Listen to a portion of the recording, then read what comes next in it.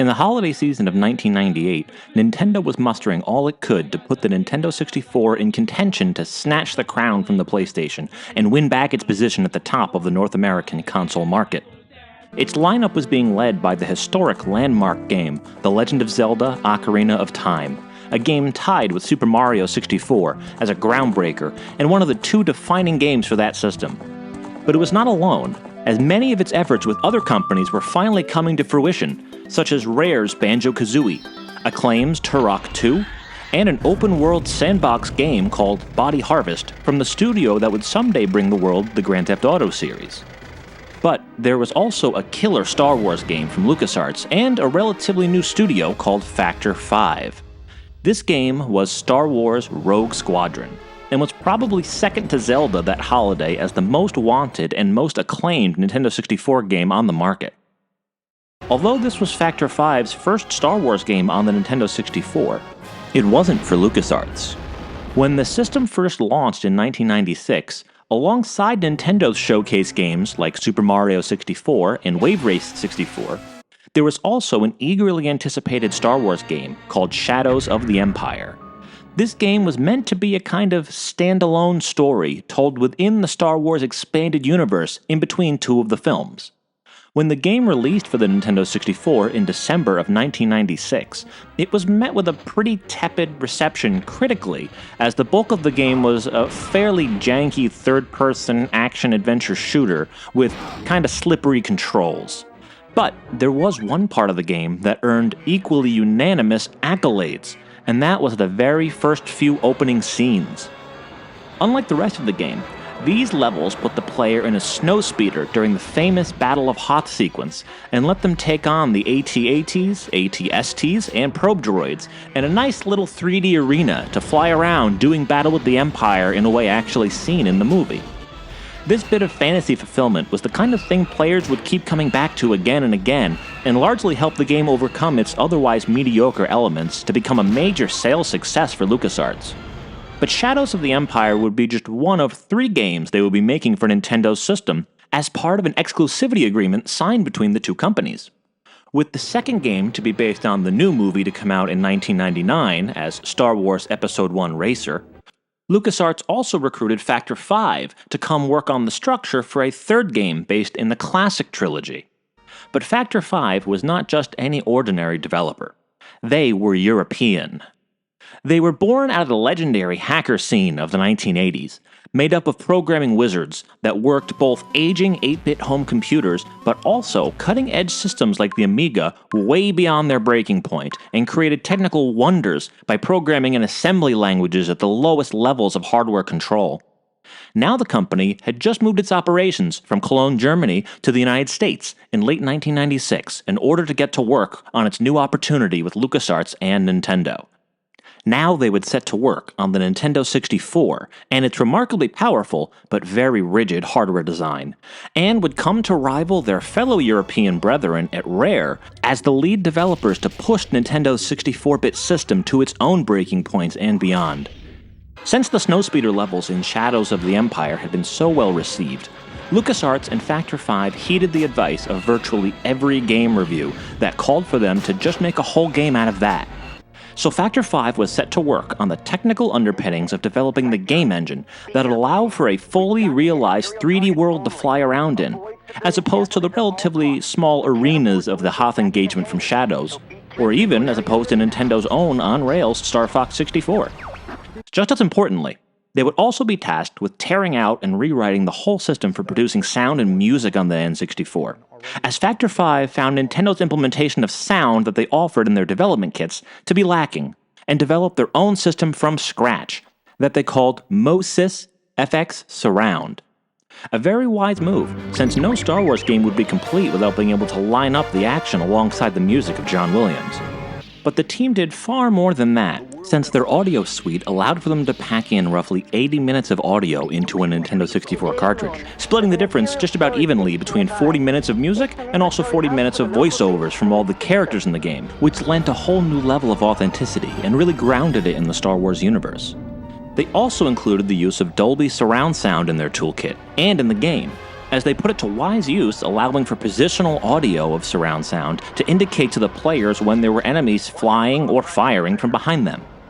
While LucasArts was taking the guiding role in making sure the gameplay and the setting of the game remained true to the canon and the feeling of the Star Wars franchise, Factor 5 was still new to their partnership, and thus wasn't allowed to touch directly on the actual events of the films, like Shadows of the Empire had done with its Hoth scene. Thus, they turned their attention to the extended universe that was blossoming in the 1990s, in the lead-up to the continuation of the franchise. Specifically, they took inspiration from a series of books by Michael Stackpole called the Star Wars X-Wing series, that followed the adventures of a new Rogue Squadron, led by Wedge Antilles after the events of the original trilogy. The Rogue Squadron game would not take directly from this canon, but would instead take the idea of following the adventures of Rogue Squadron during the original trilogy by covering the intervening events between A New Hope and The Empire Strikes Back. Beyond pushing Nintendo's standard audio limits on the N64, Factor 5 also butted up against and successfully changed Nintendo's video limits on the system too. The development team would later share that they got fairly deep into development on Rogue Squadron, utilizing the additional 4MB RAM expansion pack that was floating around Nintendo development kits due to its planned inclusion with the still as yet to materialize Nintendo 64 disk drive system. While the team was still able to realize this with enough time to re-optimize the game to work on the standard model Nintendo 64, the results of what they were able to do with the additional RAM led them to petition Nintendo internally to release the 4MB expansion pack as a standalone product in the North American market. They were joined in this by Acclaim's Iguana Entertainment, who were also doing similar work using the extra memory in their Turok 2 game. Both companies were able to prevail over a Nintendo desperate to please the few developers willing to work on its hardware over the PlayStation. And both Rogue Squadron and Turok 2 would be the leading titles that fall to show off the benefits of this shiny new piece of hardware Nintendo owners could use to upgrade their console. Specifically, in Rogue Squadron's case, this gave the game a high-resolution mode running in a full 640 by 480 interlaced mode, as well as giving better texture quality and longer draw distance than the standard console could. When the original Rogue Squadron was released in December of 1998, it became second to Ocarina of Time as the most well-acclaimed and rated Nintendo 64 title that Christmas, and sealed the relationship between Factor 5 and LucasArts for years to come. As LucasArts went about finishing off Episode 1 Racer, Factor 5 was set to work on their own Episode 1 inspired game, with the often forgotten Battle for Naboo, a game working very much like Rogue Squadron, just taking place during the events of Star Wars Episode 1. They would also be tasked with porting LucasArts' ambitious action-adventure game Indiana Jones and the Infernal Machine to the Nintendo 64 from its PC original. While both of these games were set to release in the Nintendo 64's last hurrah during the Christmas season of 2000, Factor 5 went all in to give the system its most technically advanced games as a proper send-off. Rather than reusing the Rogue Squadron engine, they actually opted to take what they had learned in Nintendo's standard development environment and then throw all that out and write not only a whole new game engine from scratch, but also a whole new set of microcode, or basic firmware for operating the Nintendo 64's chipset. Basically throwing out the low-level operating system Nintendo had put in place when it made the system, and doing their own thing instead. The results were extraordinary, as Battle for Naboo addressed one of the biggest complaints of Rogue Squadron, and pushed the draw distance out as far as the N64 could possibly handle. Meanwhile, their Indiana Jones port included a very advanced particle effect system made just for that game and the N64 hardware. That is to say, that by 2000, Factor 5 had proven itself as one of the most technologically talented development studios in the industry, let alone within Nintendo's limited stable of partners, after the N64 era saw most other studios leave the cartridge-based console for the greener pastures of the PlayStation. So it made entirely too much sense for Nintendo to make sure they continued to work with this group of programming savants when they designed and debuted their next console, since they were one of the few studios outside of Nintendo itself to know its own hardware successes and failures with the Nintendo 64 as intimately as they did. In fact, since Factor 5's audio development tools on the Nintendo 64 were opened up to other companies to license for use in their games, it had become wildly popular, and Nintendo made sure to integrate it into its development of the Dolphin's audio toolset, and gave Factor 5 a role and a say in the creation of its audio systems on its next console. A wise foresight, as the little studio had cultivated a strong personal relationship with the lords of high-end audio technology at Dolby Laboratories. It was during the summer of 2000 that Factor 5 was approached by Nintendo to produce a short demo of its Star Wars tech engine for the company to show off in the soon-to-be famous sizzle reel at Space World 2000 for unveiling the GameCube. While the little studio was still working hard on its last Nintendo 64 projects, it peeled off for a short period in the lead-up to the August event to produce a quick, real-time rendered demo that did not disappoint. They opted not to use the beefy processing power of the GameCube to recreate any part of their previous games on the N64, but instead to fly even closer to the sun by straight-up replicating a sequence out of one of the movies, recreating the approach of the X-Wing fighters towards the Death Star in the concluding showdown of A New Hope.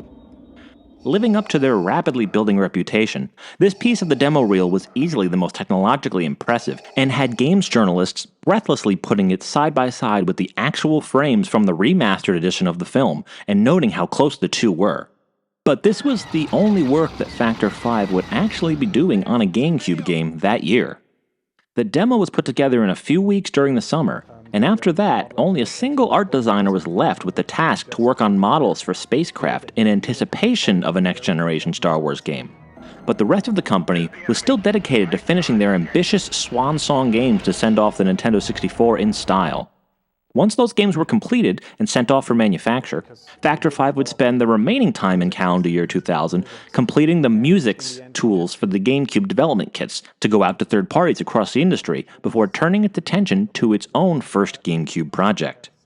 With the continued critical acclaim for its last Nintendo 64 games under its belt, and a clamor of inevitability for a next-generation game, LucasArts and Factor 5 bowed to the inevitable, that it would not just need to have a Star Wars game ready for the GameCube, but it would need to have it ready for launch in November. Since LucasArts had experienced such a good bit of luck with Shadows of the Empire by having it available as one of the few titles at the Nintendo 64's first Christmas, it wanted to repeat this advantageous positioning on the next go-around, and this time with an unequivocally good game that would deserve every one of its sales on the merits, too. But it was now January 2001, and the main programming work on a game couldn't be sent to the pressing plants in November and expect to be on store shelves. They would need to have their work done by September in order to make it for launch. This meant that Factor 5 was now staring down the barrel of a 9-month development cycle for their debut next-generation title. An unheard-of turnaround, even at that time when game development cycles were shorter than they are today. What was about to follow was a hellish experience in the crunch culture that has since become a very familiar problem in the industry, but back at that time was more the norm and an expected part of any sufficiently professional or dedicated studio. This meant that virtually all Factor 5 employees would be working 6 to 7 days a week and living out of the office for just about all of 2001, from January straight through September. With such a short time window, the developers decided against starting everything from scratch like they had in their last projects, and instead taking the more conservative approach of using their original Rogue Squadron tools and expanding on them exponentially in every direction, thanks to the GameCube having nowhere near the processing limits of the Nintendo 64. While the time window was entirely unreasonable, Factor 5 again lived up to the fact that they were nothing if not effective and efficient at what they did. By E3 in May, they had a playable, near-complete version of the game, and could do what they do best: talk about the tech. Interviews with the game's producer at LucasArts, Brett Toasty, and Factor 5 president Julian Eggebrecht would shine light on all the various ways Rogue Squadron 2 was pushing the GameCube hardware right out of the gate, and throwing down the technical gauntlet to the rest of the industry. At that time, gamers were still debating the merits of Dreamcast and PlayStation 2 games that were at their absolute best pushing polygons per second in the range of around 5 million. Here was a game that was pushing 10 million polygons per second in its more complex scenes while still running at 60 frames per second. Not only were they throwing around massive amounts of polygons, but they were also outfitting them with some of the highest quality, most accurate textures possible at that time, in addition to turning on seemingly every advanced setting the GameCube's graphics hardware came with, such as reflective mapping, shaders for light and fog effects, 3-point sub-pixel anti-aliasing to eliminate the jagged edges of pixels on polygon models, and extensive use of bump mapping to give the game's textures the appearance of depth. It was an absolute tour de force of the latest and greatest graphical effects available in 2001, and made Rogue Squadron 2 arguably the most graphically advanced game to release that year. Of course, the technical advancements did not end there, as the developers were very happy to discuss that their programming achievements did not just make for prettier pictures, but also for better, more immersive gameplay. They explained that back in the N64 original, they had tried to create AI for the enemy TIE fighters that would allow for them to operate on their own as truly independent actors to pursue or evade the player. However, if they tried to implement this on more than 2 to 3 enemy fighters at a time, this became too taxing on the CPU and the game would chug to an unacceptably slow pace. So they would have to pre-program most enemy fighters to move along predetermined paths, making them easier targets for players. With the GameCube, they could not only bring this kind of independently operating AI back, but can apply it to all the ships they had on screen, with upwards of 50 TIE fighters swarming around. Plus, with the power of the GameCube, the draw distances would no longer be an issue at all, as they said they had pushed it out so far they had to reintroduce some haze to come closer to reality, since you don't usually look out at an infinite plane that never ends in the real world. This kind of technical wizardry was a result of development steps that had been taken to optimize what they were doing for every part of the GameCube's hardware profile, such as rewriting the memory handling processes to create their own little virtual memory system. Being at the cutting edge of gaming technology, they could also clearly see the horizon of the upcoming higher resolution displays that consumers would be hooking up to, and wanted to make sure they future-proofed the game as much as they could by including and testing the whole game out in its 480p progressive scan mode and not programming anything under the assumption that it would be masked by lower fidelity standard definition CRT televisions. Like with their N64 games, their technical innovations did not just end with the visual, as their close contacts with Dolby Laboratories had allowed them incredibly early access to the next surround sound standard, and thus allowed them to get the jump on the rest of the industry, and make Rogue Squadron 2 the first video game to integrate Dolby Pro Logic 2 5.1 surround sound.